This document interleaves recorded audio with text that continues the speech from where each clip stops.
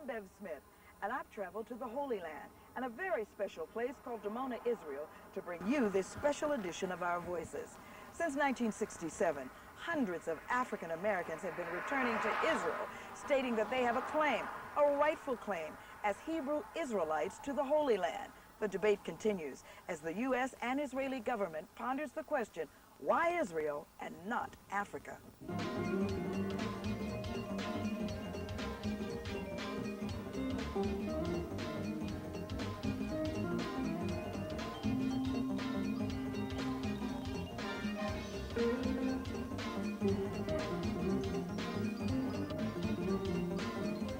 Israel.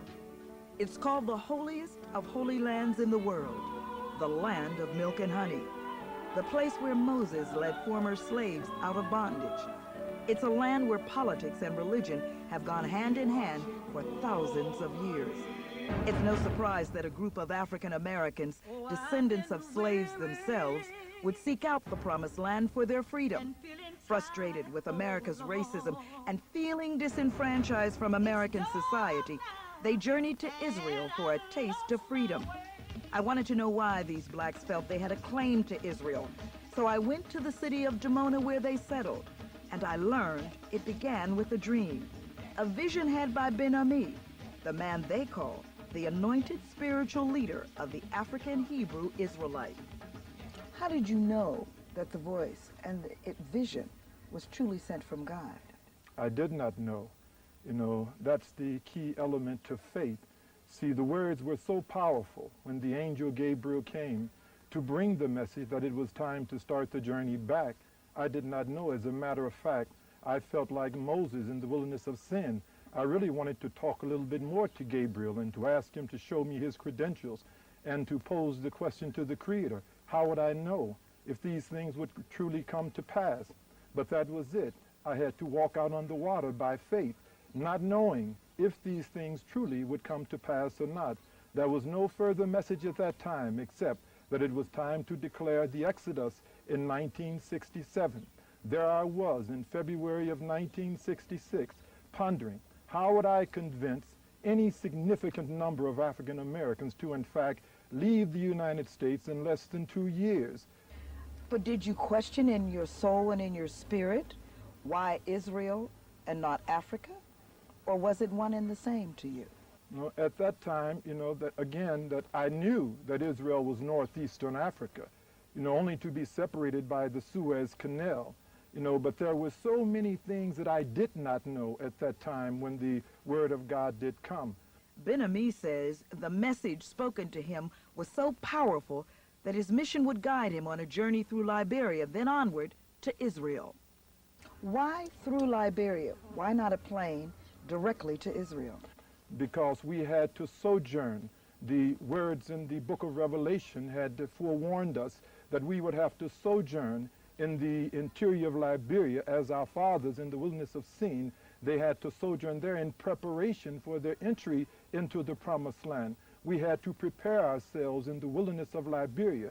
And as we go back now historically once again, I did not know that it would be Liberia. It says that we should return to the promised land in the same manner that we had journeyed from the promised land. Under the spiritual leadership of Ammi, the first pilgrims made their way to Liberia. It wasn't an easy journey, and they suffered the raft of the jungle. It was an inconvenience they were willing to endure because the alternative was life in America. I remember the bush, you know, where we lived at. I remember things like almost getting bit by a snake. I remember being attacked by driver ants. I remember the little chickens that used to run through the house, put a little tent and be in the kitchen. And I remember my friends. I remember my grandmother in her home. And your whole family went? Yes. She remembers snakes. Why Liberia? Liberia was in 1821 set up for freed slaves by the United States government. We didn't know where to go. When we decided, when the word came to us that we had to go back to Africa, we didn't know where to go. We were young men. But someone stood up and said, Liberia is the place. Why Liberia? because that's the place where it has an open door policy for black Americans. And so then that's the direction that we went. That was the West Coast. We knew we were picked up on the West Coast, and we were going back, retracing our steps. And at the same time, fulfilling the prophecies, going back by way of the wilderness to be tried by the God of Israel. I wondered what would make people believe Ben-Ammi's vision. And in most cases, it came down to personal convictions and wanting change. But you have homes, you have families, you have ways of life. You know nothing about this new land, whether you will be accepted or what. What makes you decide to give it all up? I'm looking at you to ask the question. Well, I'll have to go back to Chicago too. And then my learning about the Exodus, what we call the Exodus, which is leaping up out of America, going to the land of Israel, because this was our home, it was the promised land. Learning that we were not Americans, that we were brought to America as slaves. We were never American citizens like that. We were more like American subjects. I was working at a company called the Wrigley Chewing Gum Factory. I'd been working there some 14 years. Thought I was kind of secure, but it was something from within upon hearing the word from Ben-Ammi that he had received a vision from the God of Israel, that it was time to begin the journey back to Israel. And it was something about that I guess it might have to be God himself, that I knew I had to go. You didn't say, is this the voice of God, or is this Charlton Heston? No, I based it on facts. As we began to study and to learn and to be taught from the Bible, which we see as a history book, the most authentic history book that we could find even today. And we began to trace our history from that book. And that began to open up so many channels in our minds that the calling was there. The calling was by the prophets of old. It was always there. For example, in the book of Deuteronomy, the 30th chapter, verse 1 through 7, it says that when all these curses, and we know we were under curse because there's no way that we could have been in the condition that we were in without being cursed by God. And so now you're in Liberia. Your children are in Liberia. And then, but your goal is to get to Israel. How do you translate Liberia to Israel? Well, we're yet being chartered by the Holy Spirit and the prophecies of the God of Israel. Yet being chartered. Yes, you see, the prophets of old laid out a chartered a way back for us. And so we were to go through the wilderness, as written in the book of Ezekiel. And there in the wilderness we would be tried by the Holy One of Israel and pleaded with face to face. And so Liberia, we didn't go into the capital city, Monrovia, but we went 110 miles into the bush. When I say bush, I mean jungle, raw jungle. The grass would grow so fast, as soon as you would cut it, you could see it growing back. So there we went, and with tents, very green, neophytes, not knowing, really not going, we didn't spend too much time overnight in the forest preserves. But here we were in the bush, really not knowing how to handle ourselves. Because we arrived at a time, I think it was close to the rainy season, and when it rained on those tents, she didn't say that I'll give you the whole story, but the water came through the tents. You couldn't keep anything dry. No, until we became, the Liberians taught us, well, you need to build a rafter to sit them on. Oh, you say the Liberians taught you. Yeah. Was there an automatic welcome home, brother, from them? And you all can join in now. I don't want to point, well, this is not a classroom. And I couldn't give you directions anyway. This is not a classroom, but I want you all to join in and have a conversation. Great. And to the young ones, with the driver aunts, you can remember, join in. Go ahead. Well, upon our arrival, my family, I went to Liberia, myself and 5 children. just myself and 5 children. I left my former wife, which she refused to accept anything that I was talking about. I said I was crazy and thus and thus and thus. So you took the children? I took the children, and I left. Today it would be called kidnapping. You know that, don't you? The oldest one was 11 years old, and the youngest one was 9 months. You took 5 kids without a woman to the bush of Liberia during the rainy season because you heard God and you were on your way to Israel? I was on my way to Israel. Do you wonder, darling, why she called you crazy?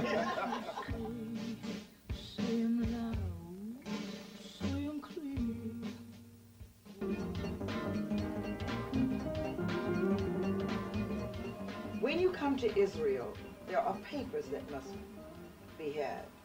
There are proper identification that must be had. There is the government that must look at these papers and allow you in. You didn't have the papers, did you?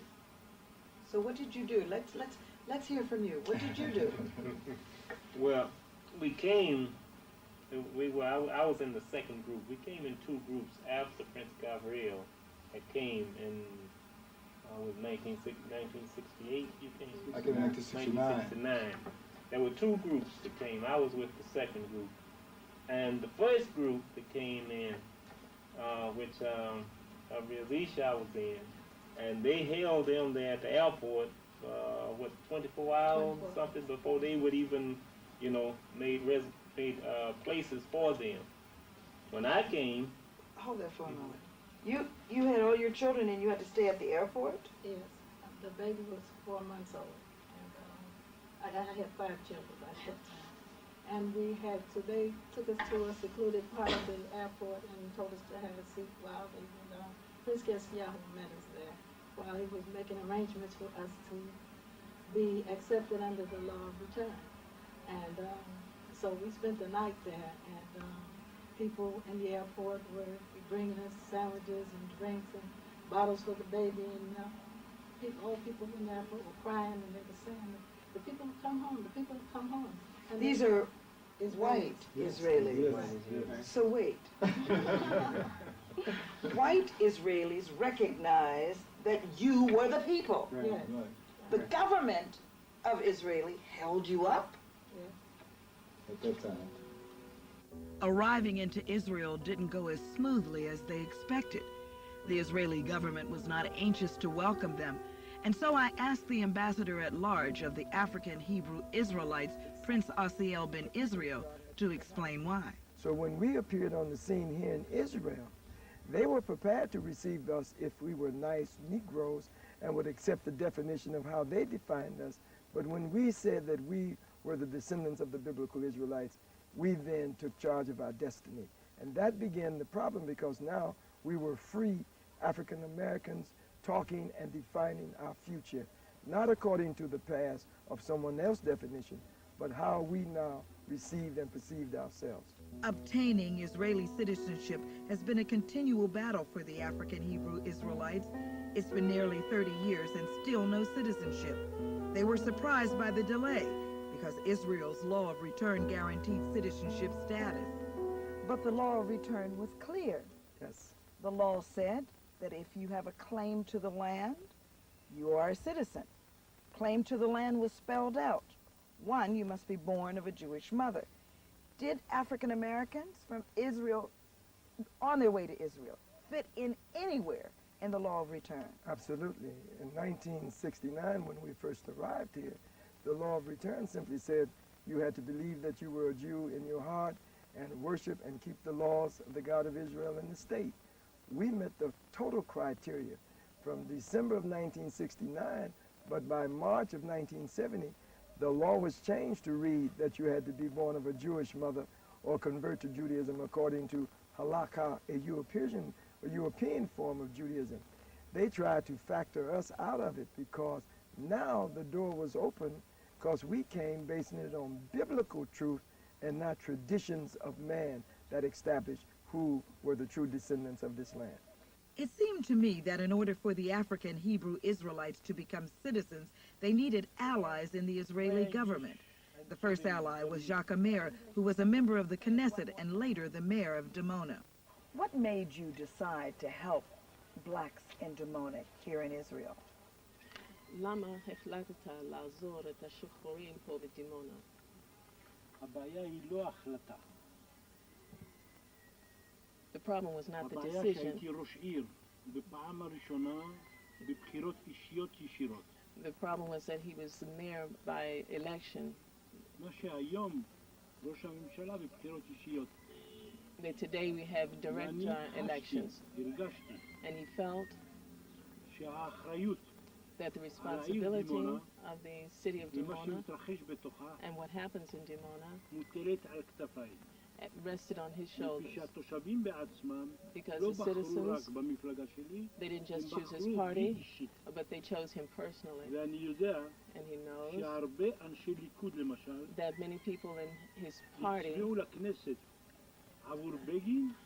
they, the opposite party chose Begin, and that he was from the opposing party in Dimona as the mayor.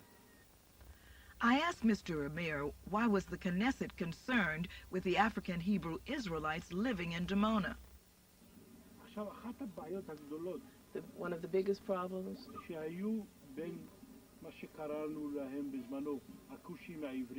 so was between what happened, what they were called at the time as the Black Hebrews, that the first arrivees received status as new immigrants.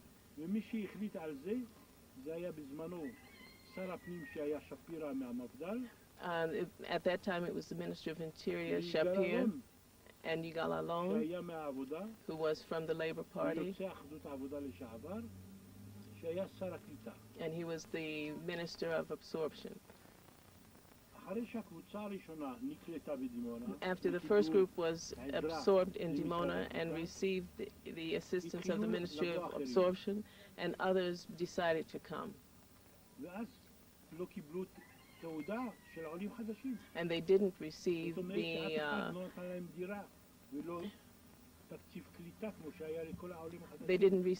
the benefits of new immigrants as the first arrivees had. But they came to Dimona.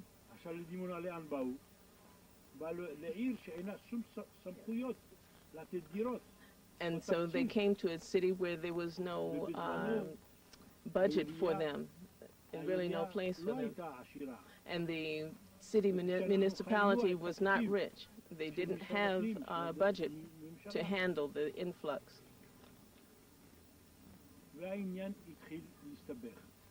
The African Hebrew Israelites were placed in the city of Dimona to discourage them. It is a city that is a refugee melting pot, and their first living conditions were poor at best.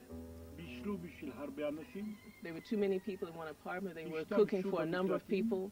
They were using bomb shelters, converting them to places of use. And the citizens of Dimona saw that as a disturbance to the normal lifestyle. And they were concerned that their neighborhoods, the quality of neighborhood would be decreased. I also spoke with the current city spokesman for the city of Dimona, Mati Kenyon. He said the relationship between the African Hebrew Israelites and the city of Dimona is a good one. If that is the case, I asked, why was it taking so long for them to become citizens? If it was up to us, it wouldn't take so long for them to get citizenship.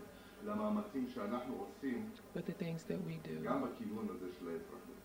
also to help the community in the direction of citizenship, I would like to explain that 2 to 3 years ago there wasn't a school for the children of the community, and we did very diligent work that the Hebrews would receive education like all the other children in Dimona.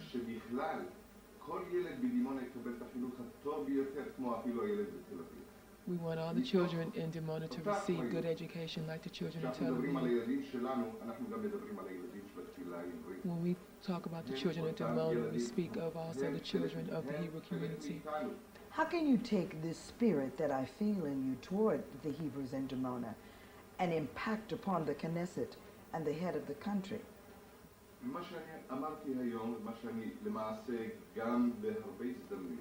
What I've said today and what I've said in other times I've had opportunity to be in the community.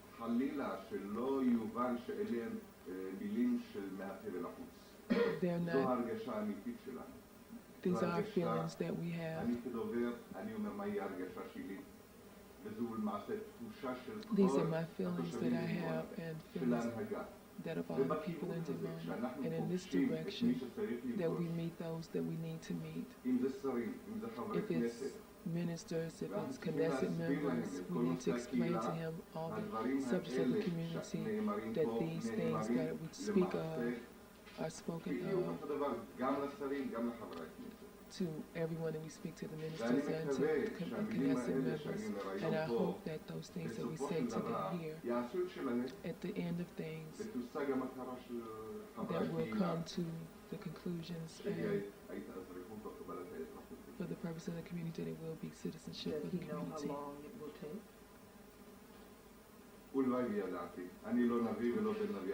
He's not a prophet, but you got it.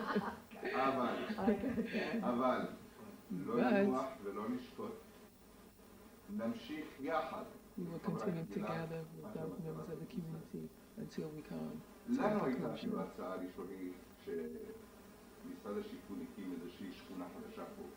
When the Ministry of Housing established a new community in Dimona, a new neighborhood in Dimona, we wanted them to consider having the community, to give them at least a part of the neighborhood that they could live there. Unfortunately, the whole neighborhood was already sold, and it has showed us what our feelings are and what our feelings are towards the community. Keon was referring to the desperate need for more housing for the African Hebrew villagers. Currently, families are living in overcrowded homes, and in some cases, as many as 30 people are living in one dwelling.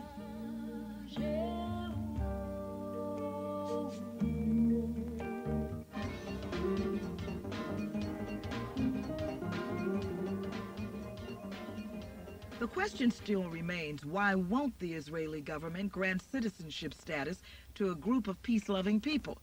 The dilemma seems to be over the African Hebrews' claim that they are the original inhabitants of the land currently referred to as Israel. When you came here, there was a question of whether you had a legal right to be a part. A law was passed, simply stated that if people claim they are Jews, they can come back to the land. Are you claiming you're Jews? What are you claiming?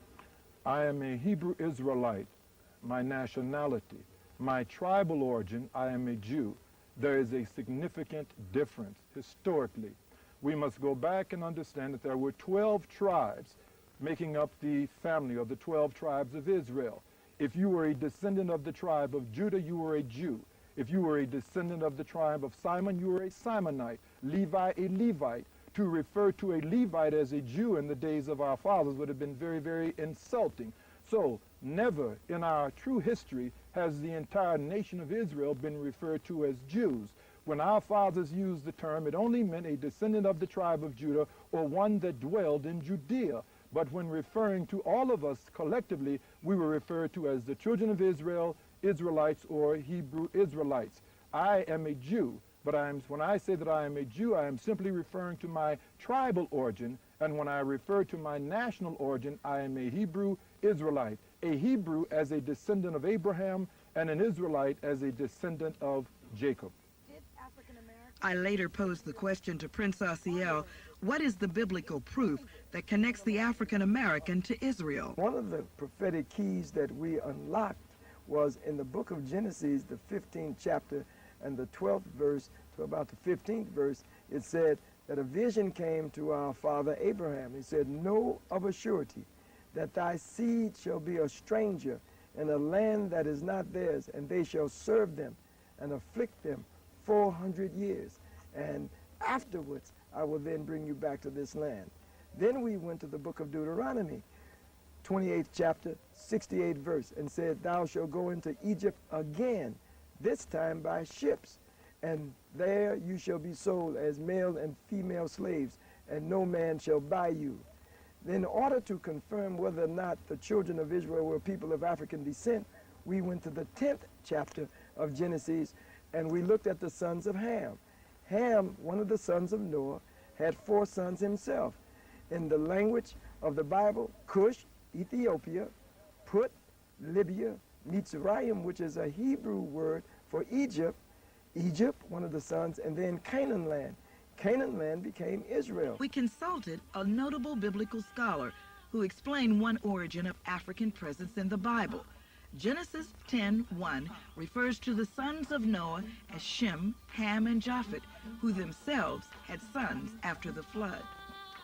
Genesis 10:6 refers to the Hamites as the sons of Ham, who inhabited North and Northeast Africa. The sons are Cush, which is present-day Ethiopia, Mizraim, present-day Egypt, Put, present-day Libya, and Canaan, which is present-day Palestine, Israel. The African presence is still visible in Israel today. There are thousands of African Palestinians who live in Israel with deep roots to the land, whose ancestors date back for centuries. I met with Ali Jaddah, tour guide, and the informal mayor of the African Palestinians in Old Jerusalem. I asked him about his life and relations between the Afro-Arabs and the Jews. Well, life for him, I think it's the hell. I'm one of those people who had experienced that. To be Palestinian, that's a big problem. But to be a black Palestinian, I'm quite convinced it will be the hell, because as a black Palestinian, I am double oppressed by the Israelis. In what way? In what way? I will explain it. First of all, they oppress me as a Palestinian. Secondly, they oppress me because of my color. Whenever I go around in the Israeli side, they call me Kushi. Kushi means nigger. Kushi means nigger. So, in Israel, the land of God, people who were the brothers of the Arabs, 2 brothers, you are called nigger as I am called nigger in America? Let's say on the surface, this is what they say, that this is the land of God and we are cousins and there should be total equality. But once you come to the practice, when you come on ground, you will find that there is a lot of discrimination and there is a real divorce between what they say and what they exercise. Blacks and whites who watch the show saying, so why stay? Why stay when you are called nigger every day? Why stay when you were denied your rights? On the contrary, the more they humiliate me, the more they oppress me, the more I stick to my land, because this is my land. I'm so rooted, we are deeply rooted as Africans, as Palestinian Africans in this land. And we know pretty well that our ancestors, I'm talking about thousands and thousands of years, had been here in this country, but they were spread away, taken to Africa, from Africa to the United States. So the more they exercise brutality, the more they exercise oppression against me, the more we are determined to stay, because this is our homeland, and we have a message, we have a holy message, that this land should be the land of real peace, not the false peace that they are talking about it now. As I did the interview, I couldn't help but be amazed at the dismal setting. We were in Old Jerusalem, in the city of walls, sitting in an old jail called Prison's Gate. It had been built by the Mamluks. The Mamluks. Which are? They are Arabs, Muslims, who came from Syria and occupied this area. We are talking about a period of 1358, about 600-700 years old, this place. Then afterwards, this place was taken by the Turks, when the Turkish Empire occupied the whole area over here. So those places were transferred to jails. Originally, those places were built for pilgrims, people who come from Mecca, outsiders. So the Mamluks wanted some places where they can stay, where they can serve them, give them food, and they have toilets, all these things. But once the Turks came over here, they transferred those places to prison. In the place you are sitting just now, they used to locate people who were sentenced to life, while in the other section, they used to locate people who were sentenced to death. Okay, I have a dream. it's not only me, all my people over here, that a day will come and we will have better conditions so that we can move from this prison, you see. But I think it's not only the name that gives it that definition, it's a prison. And the name is? In the meantime, I can say the whole area, the whole place that we are living is a prison, is a jail. Not just this building? No, not just this building. I'm talking about, in general, about the total situation.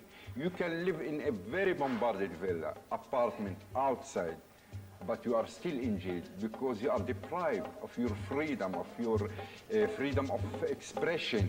Try to imagine I'm living in a big villa, a millionaire. I have a Pontiac, 1997. Once I go in the street, they call me nigger. So what does it mean? It's nothing. It's nothing in front of my self-dignity, my personal dignity, my human dignity. I think I can talk that we are living in a big jail.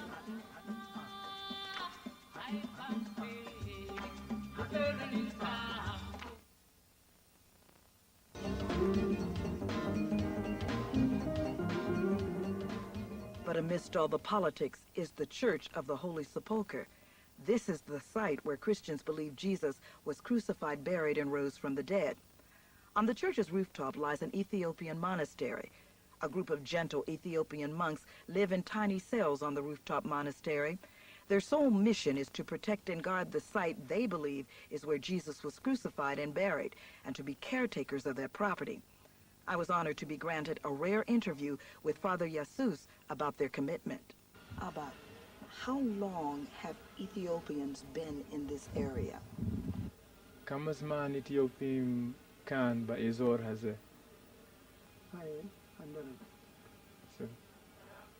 Over 1,500 years.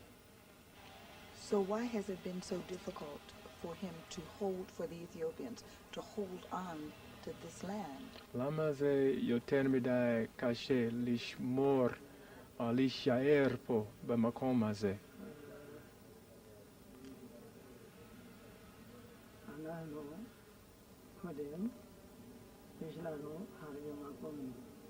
Said, originally we had a number of places here, not just this place, but we were spread out all over this area.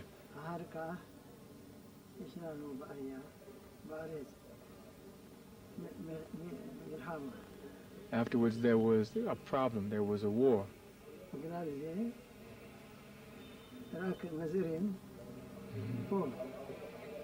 And because of that, only Christians could took this place.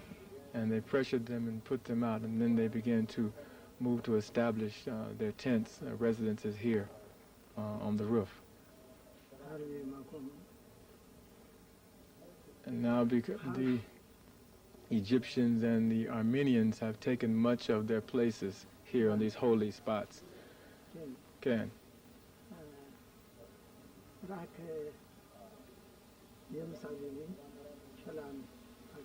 Just the area, surrounding area, is theirs here in the old city.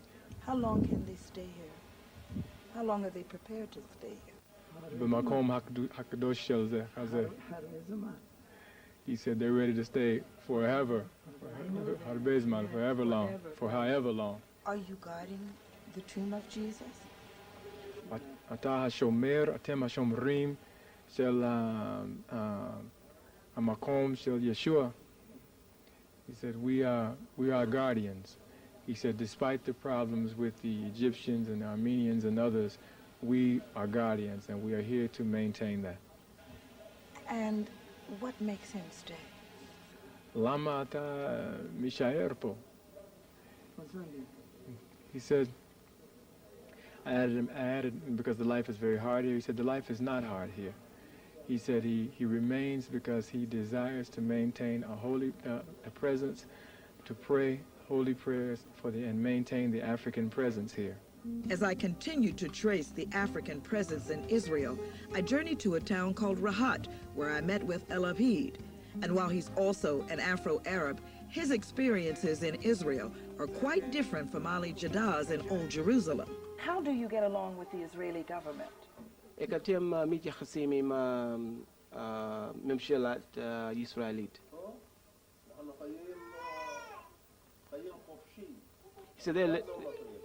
He said nobody is bothering or disturbing them. They live here freely.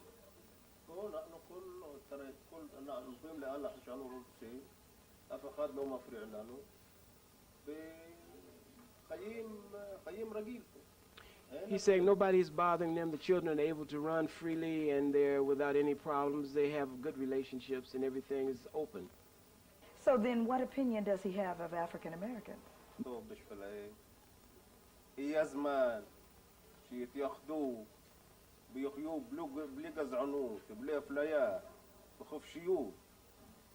The time is, he hopes and prays that the blacks in America begin to become unified and work together to overcome the situations that exist for them at this point.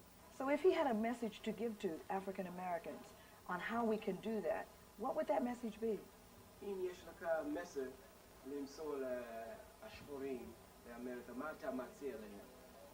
הם צריך להיות להם מנהיג טוב. הוא יכול להוציא אותם מהבוץ, הוא יכול לחזק אותם, ולא יהיו פלגים.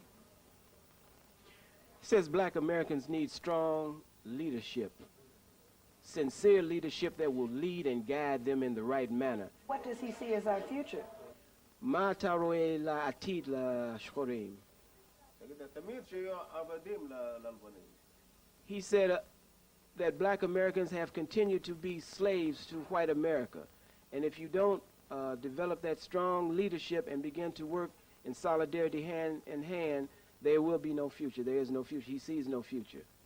Ironically, Mr. Apid felt there was no future for African Americans if we didn't start working together as a people. I noticed that the African Hebrew Israelites in Dimona were already practicing unity. Many of them live in a section of Dimona they have named the Village of Peace. They have a communal lifestyle similar to a kibbutz. The only difference is they don't have the agricultural component. Village members share everything, including the community cafeteria to the guest house, as well as each other's bathrooms. Sharing is a way of life, and it begins at breakfast when the women of the village come together in joyful harmony to prepare the meals of the day. No child goes hungry, and every effort is made to see that every child has a breakfast and lunch. Dinner is a family event, served in the home. These transplanted African Americans have given up soul food as a traditional mainstay in their diet. The African Hebrew Israelites adhere to a strict vegetarian way. Their diets are devoid of meat and dairy products. Tofu forms the basis for a majority of the meals, but don't think the food isn't delicious. We visited a tofu processing factory and got the surprise of our lives when we learned the number of ways tofu can be prepared. From milk to fancy spreads to ice cream, the Hebrew Israelites have become experts at making tofu taste like ordinary food. Almost everything used by the villagers is made in the Village of Peace. The first thing we noticed was the spectacular array of clothing worn by everyone, all made in the sewing center, one of the busiest hubs in the village. Approximately 95% of everything that we wear is made right here in this facility. Can the women just come at will and sew, or do they have to have an appointment? Well, they have to have appointments. However, when there's an open spot, they can just come and sit down.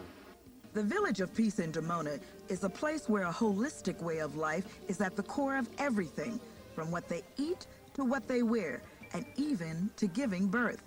The House of Life healthcare facility is almost exclusively a birthing center. The villagers credit the phenomenon to the healthiness of the community based on a holistic lifestyle. Since opening in 1971, more than 700 babies were born without drugs or unnecessary surgery. This is the birthing room. Right. We're brought into an environment, first of all, that's holy, that's quiet. We have our own midwives, so it's an uncomfortable atmosphere, as well as one of our priesthood stands outside of the door reading certain prayers so that the mother will be more relaxed and more comfortable, and the baby will come into a world, and one of the first things he'll hear is a prayer, the words of Yah. The villagers believe that everything they do must be to the glory of God. The teachings begin with the very young. The future of the village the children.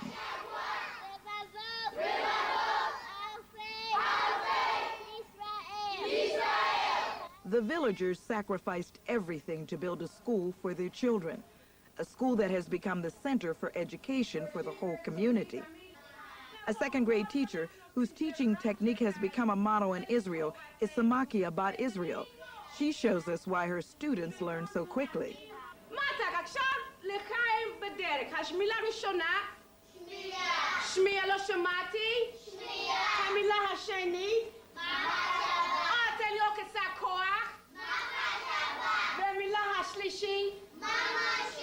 In the United States, there's a book called The Bell Curve. It says that children who are born in poverty, black children, cannot learn. These children came to a bomb shelter. How do you respond to the theory that the environment impacts on learning? Well, it goes back again to the environment, as you stated. It's a positive environment, an enriching environment, and children, I don't think there's not a child in the world that is not able to learn. First of all, I say again, you have to facilitate the environment with positivity, with projection, and then that child sees that, and he's willing and all desire to be molded in that way that you want him to be molded in. Final question. There is an argument, a debate in the United States that religion cannot be taught in school. We notice, we watch this class, that religion, spirituality is a part of it. How do you feel about the American debate? First of all, let's go back and make a slight correction here. Correction I like to make is the fact that religion, in our lifestyle here, our lifestyle is based upon the Holy Scriptures. And I like to say that in our lifestyle, it's not religion, it's a lifestyle. It's a lifestyle the children pray when they enter the classroom. It's a lifestyle of the diet the children eat. It's a lifestyle of the divine dress code. Everything we do here is a divine lifestyle. The children were anxious to show us how much they had learned, so they gathered together in the school courtyard for a special Our Voices tribute. We are now going to recite the 7 prophetic stations of the kingdom of Yah. Holla. 1. Exodus coming out of America, 1967. 2. The establishment of the kingdom of Yah. 3. The formulation of the doctrine of the kingdom of Yah. 4. The head of the gospel of the kingdom of Yah. 5. To acknowledge the holy Shabbat day. 6. Pray whether in the flesh or in the spirit toward the holy temple of Yah, or Jerusalem, the spiritual center for the redemptive struggle. Look at me, I'm a testimony. Look at me, I'm a testimony. I gave Yahweh back my say, and I'm safe and satisfied. Look at me, I'm a testimony. You were my strength when I was weak. You were my voice when I couldn't speak. You were my eyes when I couldn't see. You saw the best that was in me. You lifted me up when I couldn't reach. You gave me faith to believe. I'm everything I am because you love me. You gave me wings to make me fly.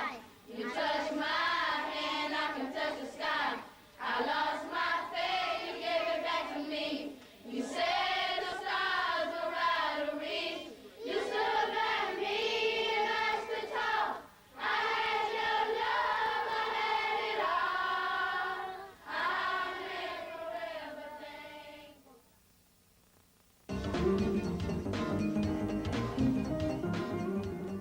Despite the trials and tribulations they face in Israel, the villagers have managed to carve out a way of life.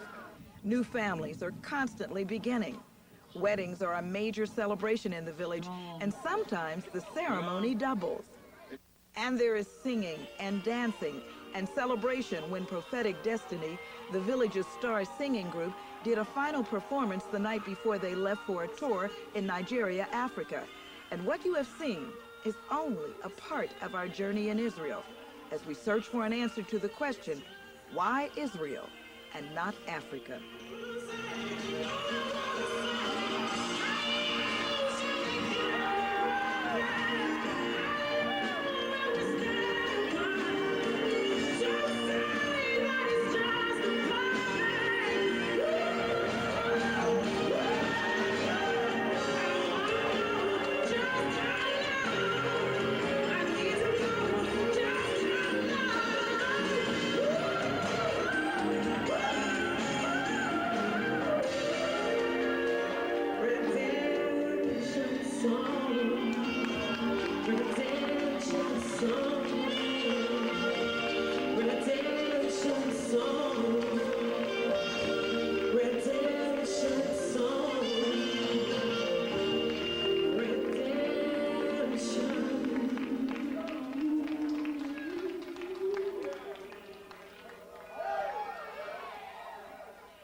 song.